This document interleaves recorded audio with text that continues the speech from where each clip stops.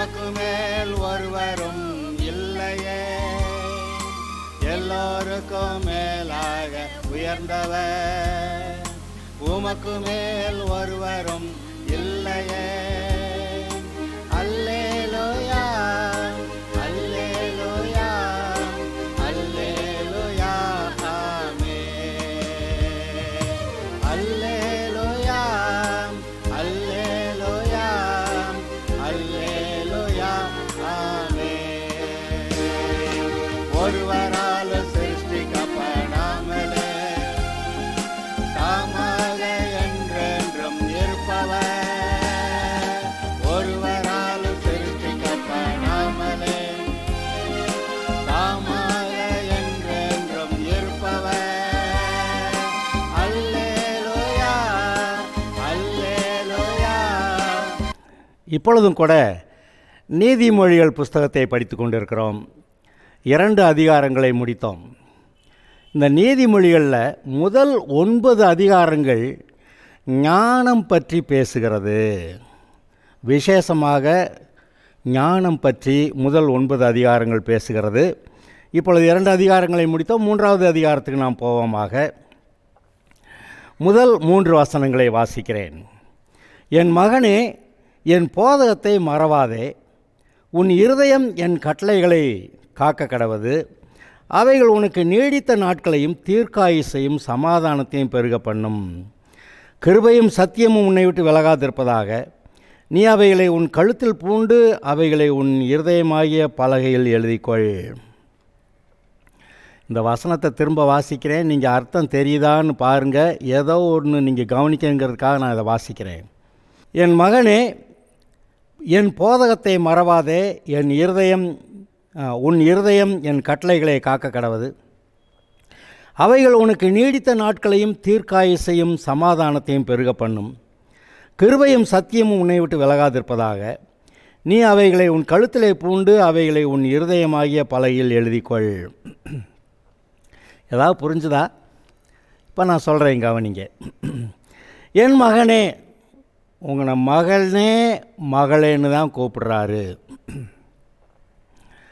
தாசன், வேலைக்காரன் அப்படி சொல்லலை.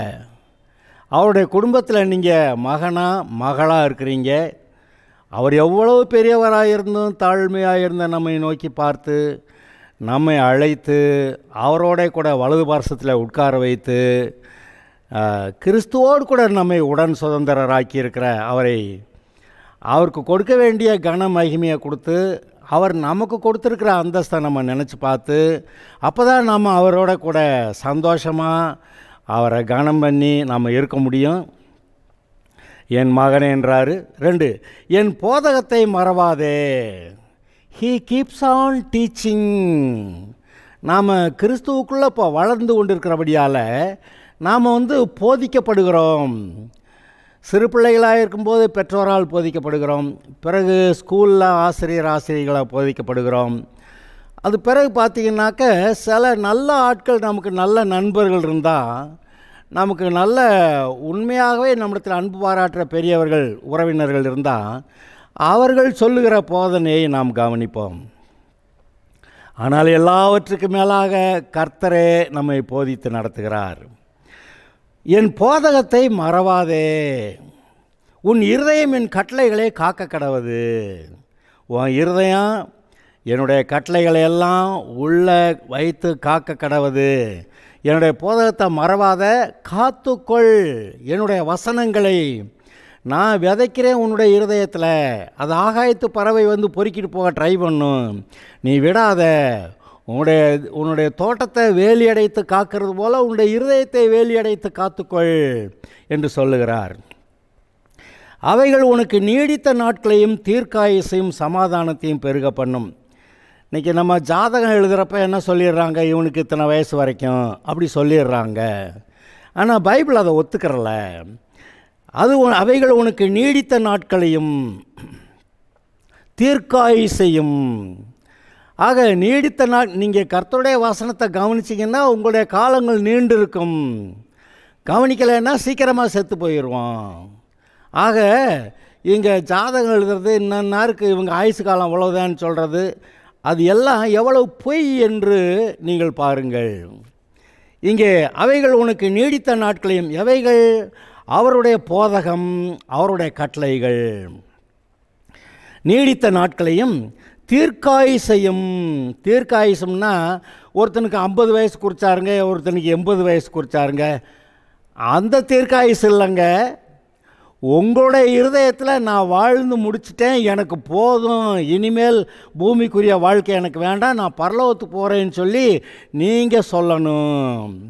சங்கீதம் 91 கடைசியில் அவன் நீடித்த நாட்களால் நான் அவனை திருப்தியாக்குவேன். என்னது? திருப்தியாக்குவேன். நீங்கள் திருப்தியாகிற வரைக்கும் இந்த பூமியில் இருக்கிறதுக்கு அதுதான் தீர்க்காயுசு. இந்த பாருங்க, மனிதன் சிருஷ்டிக்கப்பட்ட போது அவன் நித்திய காலமாய் தேவனோடு இருக்கும்படி உண்டாக்கப்பட்டவன். மரணம் அவனுக்கு கிடையாது. ஆனால் பாவம் செய்த நாளில் 900 அதிகமான வருஷங்கள் கூட இருந்தார்கள். நோவா காலத்து வெள்ளத்திலே பாவங்கள் பெருகி போனபடினாலே அது 120 வருஷம் ஆயிற்று. பிறகு எகிப்து தேசத்திலிருந்து வந்த அந்த இஸ்ரவேலர் வனாந்தரத்தில் 10 தடவை கர்த்தரை சோதிச்சு கடைசியில் அவங்க இங்கே செத்தா பரவாயில்ல அப்படின்னு அப்படி சொன்னதுனால கர்த்தர் சொல்லிட்டாரு, வாழ்நாள் 70 பலத்தின் மீதினால் 80ன்னு சொல்லி முடிச்சிட்டாரு. ஆனால் இப்போ எல்லாரும் உலகத்தில் 70 80 சாகுறாங்களா? இல்லை, ஏறக்குறைய 100 வயது வரைக்கும் இருக்கிறார்கள். 110 115 இருக்கிறவங்களாம் இருக்கிறாங்க. அங்கே நோவா காலத்தில் குறிக்கப்பட்ட அந்த 120 வயது இன்றும் செயல்படுகிறது என்று நீங்கள் பாருங்கள். ஆனால் நம்ம ஆட்கள் 70 80லேயே தீர்க்காயுசு வந்துருச்சுங்க, என் பிள்ளைகள்லாம் கரையேற்றிட்டேங்க, எனக்கு எல்லா வேலையும் முடிச்சிட்டேங்க அப்படின்றாங்க. அப்போ 70 80 போயிட்டாங்க, அது சந்தேகமே கிடையாது. எத்தனை வருஷம் பூமியில் இருக்கலான்னு தீர்மானிக்கிறது யாருன்னு நினைக்கிறீங்க? கர்த்தரும் அல்ல, பிசாசும் அல்ல. இந்த பூமியில் நீங்கள் எவ்வளோ காலம் வாழ்ந்திருக்கலாம் என்று தீர்மானிக்கிறது நீங்கள் மட்டுமே. நீங்கள் கர்த்தருடைய வார்த்தைக்கு கீழ்ப்படிந்து வசனத்தை, கட்டளைகளை, போதனைகளை இருதயத்தில் காத்துக்கொள்வீர்கள் என்றால் நீங்கள் சாக வேண்டியதில்லைன்னு இயேசு சொல்லியிருக்கிறாரு. உயிரோடு இருந்து என்னை விசுவாசிக்கிறவன் எவனும் மரிக்காமலும் இருப்பான். கேள்வி, அவருடைய வார்த்தையை நம்பலாமா? இல்லை பாஸ்டர், ஒரே தரம் மரிப்பதும் பின்பு நியாயத்தீர்ப்படையதும்னு எழுதியிருக்குது. ஆமாம், 2 பேர் சாகாமே மேலே போயிட்டானே, அவனை என்ன சொல்கிறது? எலியாவும் ஏனோக்கு 2 பேரும் மரிக்காமலேயே நேராக பரலோகம் போயிட்டாங்க. இவங்களை என்ன சொல்ல போகிறீங்க? அது மரணம் நமக்கு நியமிக்கப்படவில்லை. மனுஷனாக பார்த்து பாவம் செஞ்ச மரணத்தை தனக்கென்று நியமித்து கொண்டான். அப்புறம் இந்த பொல்லாத தீய ஆவிகள் இதையும் அதையும் ஜோசியம் சொல்லி, உனக்கு இத்தனை வருஷம், உன் ஆயுஷ் காலம் இவ்வளோ காலம், அப்புறம் உன் கல்யாணத்துக்கு இப்படி பொண்ணு தான் வேணும், அல்லது அப்படி மாப்பிள்ளை தான் வேணும். அப்போ தான் எல்லாம் ஒத்து போகுது. எதுக்கு ஒத்து போகுது? ஒரு 2 பேர் சேர்ந்து நரகத்துக்கு போகிறதுக்கா? ஆமாம், அதை தான் சொல்கிறாங்க. இவன் ஒரு வேளை பரலோகம் போகலான்னு நினச்சா இவ பிடிச்சி இழுத்துருவா, அல்லது இவ பரலோகம் போகலான்னு நினச்சாக்கா இவன் பிடிச்சி இழுத்துருவேன். 2 பேரையும் சேர்த்து விட்டாக்க இதான் சரி பொருத்தம். என்ன பொருத்தம்? நரகத்துக்கு போகிறதுக்கு. அருமையானவர்களே, நன்றாய் கவனியுங்கள். என் மகனே, என் போதகத்தை மறவாதே, உன் இருதயம் என் கட்டளைகளை காக்க கடவது. அவைகள் உனக்கு நீடித்த நாட்களையும் தீர்க்காயுசையும், அடுத்து சமாதானத்தையும் பெருக பண்ணும். ஏங்க, நீண்ட நாள் இருந்து நிம்மதி இல்லாத வாழ்க்கைன்னா என்னத்துக்கு? இங்கே நிம்மதி இல்லைன்னு சொல்லி சிலர் தற்கொலை பண்ணலாங்கிறாங்க. மருந்து எடுத்து போட்டு தற்கொலை பண்ணு, ரயிலில் விழுந்து, காரில் விழுந்து, லாரியில் விழுந்து, எப்படியாவது சாகு, மருந்தை குடித்து சாகு அப்படின்னு. எதுக்கு? இந்த உலகத்தில் இப்போ இருக்கிறதே நரகம்ப்பா, இந்த நரக வாழ்க்கையை விட்டு வெளியேறணும் அப்படின்னு சொல்லி அப்படி ஏதாவது செய்கிறவங்க, அவங்க மரிக்கிற நேரத்தில் அவர்களுடைய ஆவி பிரிந்த போது எங்கே போகுதுன்னு நினைக்கிறீங்க? அது நேராக பாதாளத்துக்கு, நரகத்துக்கு போகிறது. இயேசு சொன்னார் பார்த்தீங்களா, ஒரு ஐஸ்வர்யவான் பாதாளத்திலே அவனோட ஆத்மா வேதனைப்படும்போது அவன் கண்களை ஏறிட்டு பார்த்தானா, அங்கே ஆபிரகாமையும் அவனுடைய மடியில் அவன் மேஜையிலேருந்து பொறுக்கி தின்ன அந்த லாசருவும் அங்கே இருந்தானா? அப்போ அவர்கள் மரிக்கிற நாளில் எங்கே போகிறார்கள்? அதை நீங்கள் கவனிச்சிங்களா? இந்த சரீரத்தை விட்டு போகும்போது ரட்சிக்கப்பட்டவர்கள் பரலோகம் போயிடுவாங்க, ரட்சிக்கப்படாதவர்கள் நேராக நரகம். இந்த நரகம் வேண்டான்னு அந்த நரகத்தில், அந்த பெர்மனண்ட் நரகத்தில் போய் நுழைஞ்சிடுறாங்க. அருமையானவர்களே, இப்பொழுதும் கூட இதை நன்றாக கவனிங்க. அவைகள் உனக்கு நீடித்த நாட்களையும், எவைகள்? கர்த்தருடைய போதனையும் அவருடைய கட்டளைகளும். அவைகளை நீங்கள் காத்து கொண்டால் அவைகள் உங்களுக்கு நீடித்த நாட்களையும் தீர்க்காயுசையும் சமாதானத்தையும் பெருக பண்ணும். பூமியில் இருக்க நாளெல்லாம் சமாதானமா, தீர்க்காயுசா சமாதானமா. இன்றைக்கி சில வயசான ஆட்களை பார்த்தீங்கன்னாக்க முகம் நல்லா தெளிவாக பிரகாசமாக இருக்குங்க. வயசான காலத்தில் ஏன் அவங்க முகம் நல்லா தெளிவாக பிரகாசமாக இருக்குதுன்னு கேட்டிங்கன்னா, அவங்க சமாதானமாக வாழ்ந்துருந்துருக்குறாங்க. அதனால தான் அந்த அவங்க முகத்தில் ஒரு பிரகாசம், தெளிவு இருக்குது.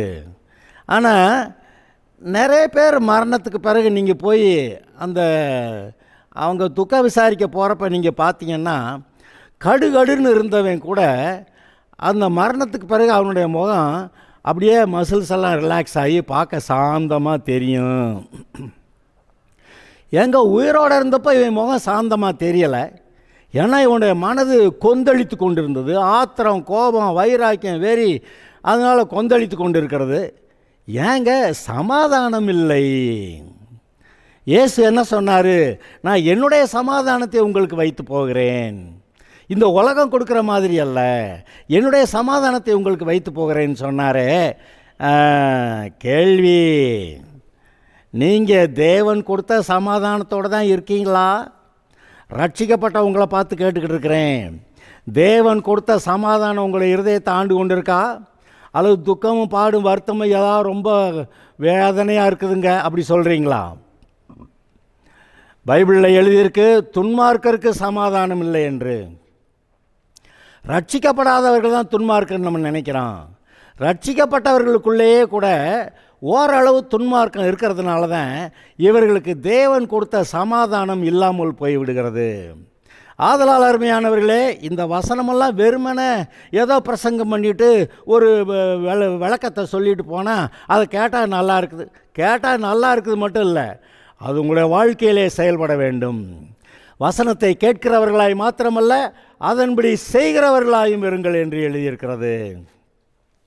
ஆக நீடித்த நாட்கள், தீர்க்காயுசு, சமாதானம் இவைகளை பெருக பண்ணுகிறது என்று சொல்லுகிறது. இது கர்த்தருடைய வசனத்தை, போதகத்தை கேட்டு நாம் அதன்படி செய்யும்போது. 3வது வசனம் வாசிக்கிறேன். கிருபையும் சத்தியமும் உன்னை விட்டு விலகாதிருப்பதாக, நீ அவைகளை உன் கழுத்திலே பூண்டு அவைகளை உன் இருதயமாகிய பலகையில் எழுதிக்கொள். கிருபையும் சத்தியமும் உன்னை விட்டு விலகாதிருப்பதாக. கிருபை கிருபை கிருபைன்னே நம்ம பேசுவோம், சத்தியத்தில் நடக்கணும் அப்படியெல்லாம் பேசுவோம். ஓகே, நல்லது. ஆனால் இந்த கிருபையும் சத்தியமும் யாராம்? கிருபையும் சத்தியமும் இயேசு. கிருபை வந்தால் மன்னிக்கிறேங்க, ஆனால் சத்தியம் மன்னிக்கக்கூடாதுன்னு சொல்லும். அவனுடைய கிரியைகளுக்கு தக்கதாக நான் அவனுக்கு அளிக்கும் பலன் அப்படின்னு சொல்லுவார் பார்த்தீங்களா? சத்தியம் என்ன சொல்லும்? பொய் சொன்னான், அதுக்கு தண்டனை கொடு. சத்தியத்தில் நடக்கிறதுனா அப்போ சத்திய உண்மையிலே வாழுகிறது. அவர் தமது நாமத்து நிமித்தம் நம்மை நீதியின் பாதைகளில், சத்தியத்தின் பாதைகளில் நடத்துகிறார் பார்த்தீங்களா? அதில் நடந்தாத நமக்கு தண்டனை இல்லை. மற்றபடி கிருபை சரி தொலைஞ்சு போகிறா மன்னிக்கலாம் அப்படின்னு சொல்லும். சத்தியம் என்ன சொல்லும்? அவன் திருடுனா அதுக்கு அடி போடணும் அப்படி சொல்லும். இது ஒன்று சேர்ந்து போகாது. இந்த உலக காரியங்களை பார்க்கும்போது இரக்கம் பாராட்டினாக்க அங்கே நீதி இல்லாமல் போயிடும்.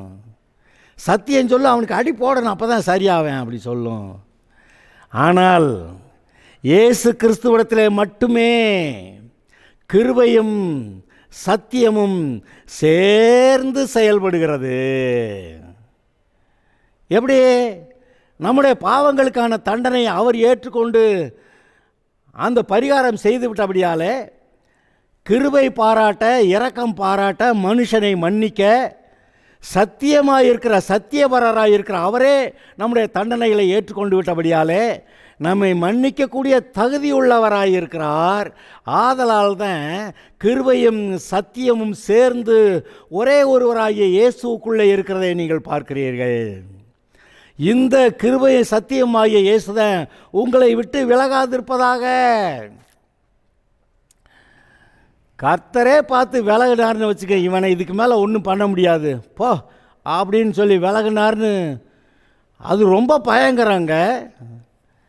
ஒரு இடத்துல யாரை பற்றி எழுதியிருக்குது, கர்த்தருடைய ஆவி அவனை விட்டு விலகினார்னு? சவுல் ராஜாவை பற்றி எழுதியிருக்கு, கர்த்தருடைய ஆவி அவனை விட்டு விலகினார்னு. அப்புறம் இன்னொரு இடத்துல கர்த்தருடைய ஆவி தாவீதின் மேல் இருந்தார்னு. அப்புறம் தாவீது வர வர பலத்தான்னு, சவுல் அவனுடைய குடும்பத்தாரும் வர வர பலவீனமானார்கள்னு. கடைசியில் அவருக்கு தெரியும் பாருங்க, இவனை எந்த அளவுக்கு நம்ம முயற்சி பண்ணாலும் இவன் சரியாக மாட்டேங்கிறான்னு தான் இவனை கைவிட்டிருக்கிறாரு சவுலை. கடைசியிலையும் அவனுடைய வாழ்நாளெல்லாம் இந்த தாவீதை விரட்டி விரட்டி விரட்டி விரட்டி அவனை வனாந்தரங்கள்லையும் குகைகள்லையும் மலைகள்லையும் தேடி அவனை கண்டுபிடிச்சி கொல்லணும். தாவீது இல்லைங்க, தேவனுடைய மனுஷனாகிய தாவீதை கொல்லணும்னு அவன் விரட்டி விரட்டி தேடினேன். அந்த விதத்தில் அவன் தன்னுடைய இருதயத்தை சரி பண்ணிக்கவே இல்லையே. 2 தடவை தாவீது இந்த சவுல் ராஜாவோட நேரடியாக பேசி, என்னை என்னத்துக்கு தேடுறீங்க, நான் என்ன செய்ய போகிறேன், நீங்கள் உங்கள் வாழ்க்கையை வாழுங்க, உங்கள் ராஜாங்கத்தை நீங்கள் நடத்துங்கன்னு சொன்னால், இல்லை அடுத்து இவனை கொல்றதுக்கு தான் தேடுறான். அதனால் கர்த்தர் அவனை அப்போவே கைவிட்டதுங்கிறது சரிதானே. கடைசியில் கர்த்தர் எனக்கு பதில் கொடுக்கலன்னு சொல்லி அஞ்சனம் பார்க்குற ஸ்திரியை தேடி அங்கே போயிட்டான்.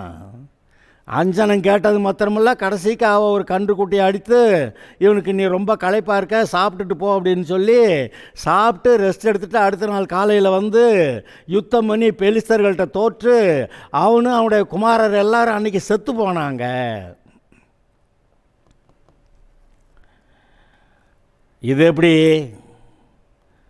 அஞ்சனம் பார்க்க போன இடத்துல என்ன நடக்கும்னு அவங்களுக்கெல்லாம் தெரியும். அங்கே எழுதியிருக்கு பார்த்தீங்களா, ஒரு ராஜா, நான் கிராதியில் கீழே விழுந்துட்டேன், இப்போ நான் பிழைப்பனா பிழைக்க மாட்டேனான்னு எக்ரோனில் இருக்கிற பாகால் சேபுபுரத்தில் போய் விசாரிச்சுட்டு வான்னு ஆட்களை அனுப்புனா, கர்த்தர் என்ன பண்ணார், எலியாவை கூப்பிட்டு போனி எங்கே வர்றவங்களை பார்த்து சந்தித்து, நீ இஸ்ரவேலில் தேவன் இல்லையென்றா நீ எக்ரோனில் இருக்கிற பாகால் சேபுபுரத்தில் போய் விசாரிக்க ஆள் அனுப்புன, அதனால் நீ ஏறின கட்டில் விட்டு இறங்காமல் சாகவே அப்படின்னு சொல்லிவிட்டான். ஜோசியம் கேட்க போன கொடுமை. ஜோசியம் கேட்க போனால் இதுதான் நேரிடும்.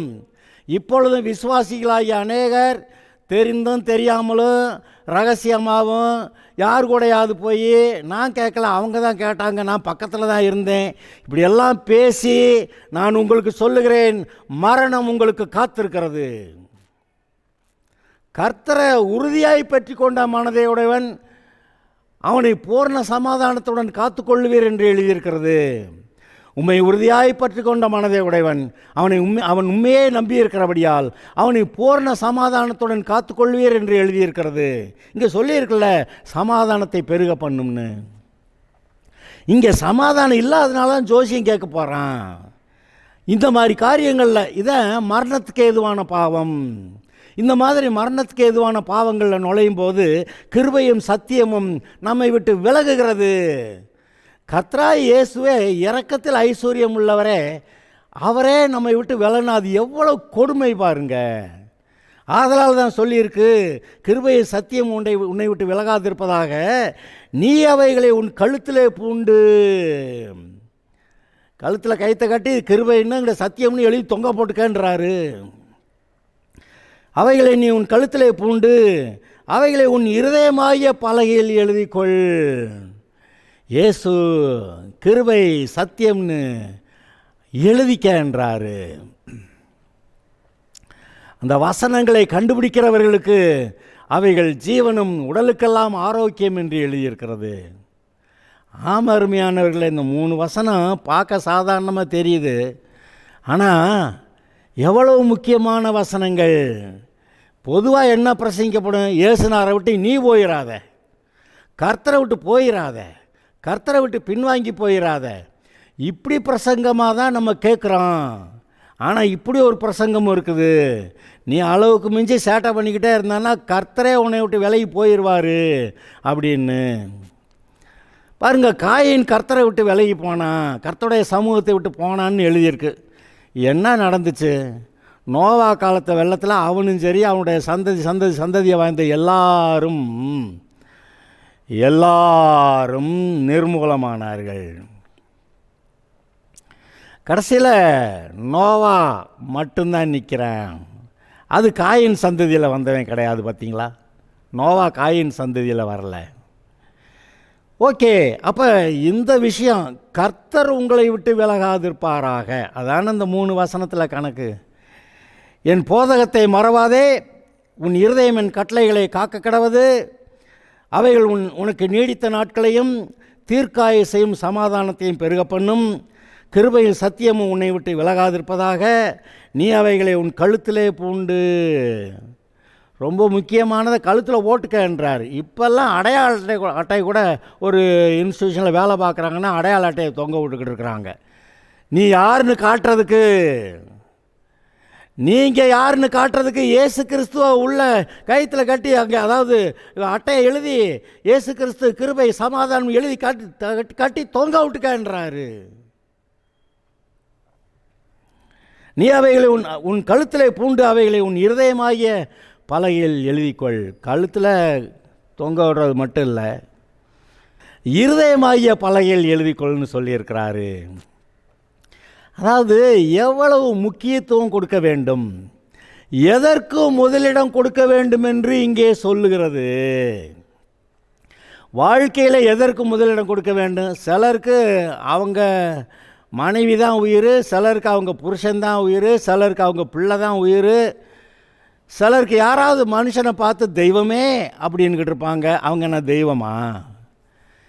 அதாவது எதற்கு முதலிடம் கொடுக்குறோங்கிறத ஒரு விவஸ்தை இல்லை. கர்த்தருக்கு கொடுக்க வேண்டிய இடத்த வேறு யாருக்கு கொடுத்தீங்கன்னா அதுதான் உங்களுக்கு கடவுளாயிரும். அதனால் யாருக்கு முதலிடமோ அதை கொடுக்க வேண்டும். கர்த்தருக்கு முதலிடம் கொடுக்கும்போது, அவருடைய வசனங்களை நீங்கள் கவனிக்கும்போது, நீங்கள் அவரை நேசித்து உங்களுக்கு பிரியமாக வைத்து கொள்ளும்போது நீங்கள் நன்றாயிருப்பீர்கள். 4வது 5வது 6வது வசனத்தை வாசிக்கிறேன். அதனால் தேவனுடைய பார்வையிலும் மனுஷருடைய பார்வையிலும் தயையும் நற்புத்தியும் பெறுவாய். எதனால்? கர்த்தருடைய வசனத்தை நீ உனக்கு காத்துக்கிறதுனால, அந்த கிருபையும் சத்தியத்தையும் கழுத்தில் தொங்க விட்டுக்கிறதுனால, அவருடைய கட்டளைகளை இருதயத்தில் எழுதி வச்சு அதுக்கேற்றாப்பில் நடக்கிறதுனால, அப்படி நடக்கும்போது என்ன நடக்கிறது? அதனால் தேவனுடைய பார்வையிலும் தேவனுடைய பார்வையிலும் மனுஷருடைய பார்வையிலும் தயையும் நற்புத்தியும் பெறுவாய். தயை மட்டும் இல்லைங்க, இந்த மனுஷன் கண்ணில் எனக்கு தயை கிடச்சா நல்லாயிருக்கும் ஆண்டவரே, ஸ்தோத்திரம். அது மட்டும் இல்லை, நற்புத்தியும் பெறுவாய். கர்த்தருடைய வசனங்களை இருதயத்தில் காத்திருக்கும்போது நற்புத்தி, நற்குணங்கள் அது கிடைக்குமா? அப்படி எழுதியிருக்கு. சுய புத்தியின் மேல் சாயாமல் உன் முழு இருதயத்தோடு கர்த்தரில் நம்பிக்கையாயிருந்து. சுய புத்தி சொல்லும், ஏன்னா நம்ம பிறந்தது குடும்பம், நம்ம கோத்திரங்கள், நம்ம ஊர், நம்ம வகைரா, அதனால் இங்கே அநேக காரியங்களை கேட்டு வச்சுருக்கோம். அந்த சுய புத்தி சொல்லுது இங்கே போனால் அங்கே போனால் அதெல்லாம் கிடைக்கும். ஆனால் கர்த்தர் சொல்லுகிறார், சுய புத்தியின் மேல் சாயாமல் உன் முழு இருதயத்தோடு கர்த்தரில் நம்பிக்கையாயிருந்து. எவ்வளவு இருதயத்தோட கர்த்தரில் நம்பிக்கையாக இருக்கணுமா? முழு இருதயத்தோடும் கர்த்தரில் நம்பிக்கையாயிருந்து சரணாகதி, சரணடைகிறது, கர்த்தரிடத்தில் சரணடைகிறது. என்னுடைய வீட்டுக்காரி இது நடக்கணும், அது நடக்கணும், கர்த்தரிடத்தில் சரணடைகிறது. இல்லை அங்கே அவங்க கிடைப்பாங்களா, இவங்க செய்வாங்களா? நோ, கர்த்தரிடத்தில் சரணடைகிறது. முழு இருதயத்தோடு கர்த்தரில் நம்பிக்கையாயிருந்து. கர்த்தர்கிட்ட நம்பிக்கையாக இருக்கிறது தான் அவரை விசுவாசிக்கிறது.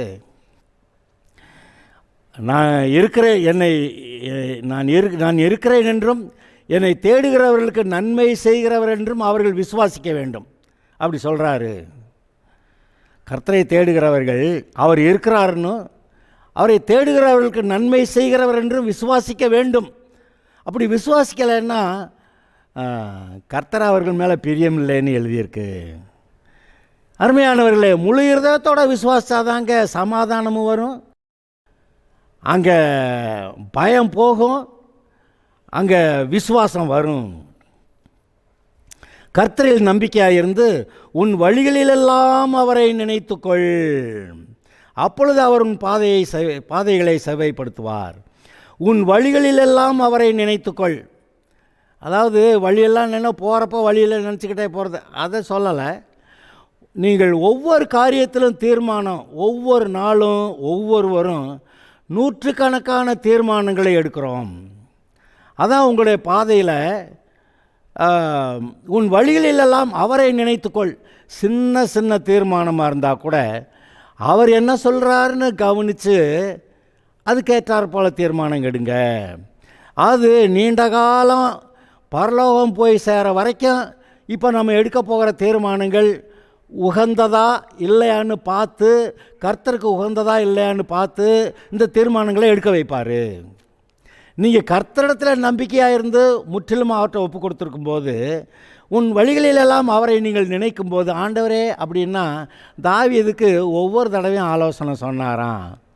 அவன் கேட்பான், யுத்தத்துக்கு போகட்டுமா கேட்பான்.